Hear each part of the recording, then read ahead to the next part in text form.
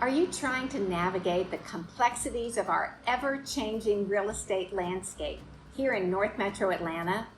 Let's dig into opportunities and challenges alike that lie ahead for home buyers and sellers. If you're joining us for the first time, my name is Cindy Bunch. I'm your real estate guide, here to provide you with expert advice and market insights. Make sure to hit that subscribe button for the most relevant discussions on real estate matters. Today, we're going to tackle some very important topics and make year-over-year comparisons, aiming to give you the most informed perspective. We're well into July, which means June numbers have been tabulated. I pull all my stats from Georgia MLS for Gwinnett, Hall, Forsyth, and North Fulton counties, so we can look at trends impacting the housing market. When we look at the numbers for this month, comparing June of 2023 to a month before in May and a year ago, here are a couple of thoughts that I have. Number one, I am constantly amazed at where our average sales price sits now. I mean, $542,985 in the counties that we're monitoring in particular. That's a huge growth over the last few years. So not so big of a change from month to month, 1%, and not that, and 3% down from a year ago. But all things considered, our average home price is now over $500,000. As a realtor who's been doing this a long time in the area, I find that to be astounding. Secondly, I'll just comment about our number of new listings. Certainly, it's good that we had a little bit of an increase from month to month, but we can still see huge decrease from where we were a year ago. So while we're happy to see little increases on active listings and new listings, it's still, the low inventory is greatly impacting our number of pending sales or under contract, and certainly our closings. Closings didn't go down that much from one month to the next, but considering where we were in June of 2022 to this current June, it went down over 26%. So those are pretty telling numbers.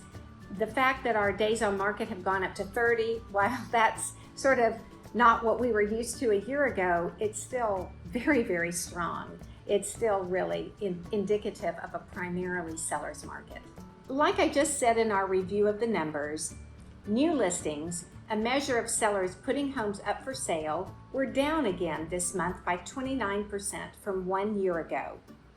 The number of newly listed homes has been lower than the same time the previous year for the past several months.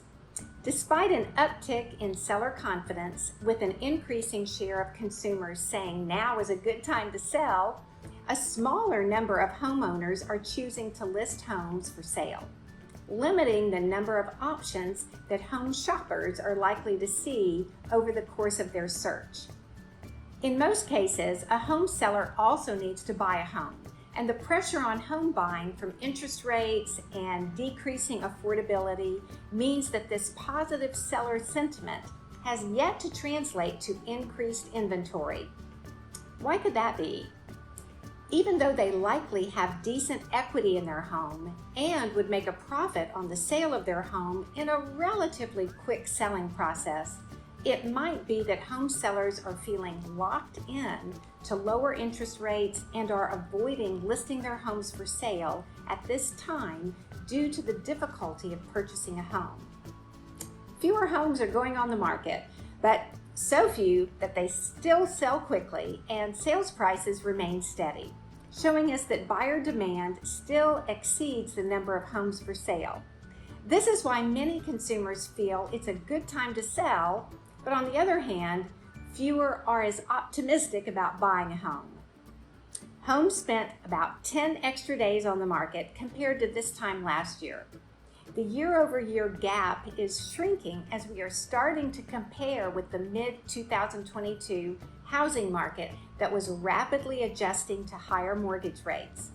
Nevertheless, June housing data show that homes were on the market just 30 days, indicating a seller's market level of inventory. I won't spend too much time on this point, but it needs to be said again. Despite sensational, sometimes misguiding headlines, the risk of a market crash is very low. For example, Americans are sitting on low mortgage rates, high amounts of equity, and safer loans than back in 2008. 2008 is where everyone's mind goes when fear takes over, but our market now could not be any more different. What does everything I've said in this video mean for you right now, when you find yourself needing to make a move? It's understandable to feel uncertainty when navigating this unique market. I get it. Buying and or selling a home is a great emotional and financial transaction that shouldn't be taken lightly. Homeownership remains a cornerstone of most people's definition of the American dream, and it's a personal balancing act of financial cost versus lifestyle desires. I can't convince you to buy or sell real estate, but I can be here for you to be your North Star when navigating the local real estate market, figuring out your purchasing power and getting to the closing table. If you found this information useful, please give us a like, share this video, and don't forget to subscribe for more insight into real estate matters in North Metro Atlanta.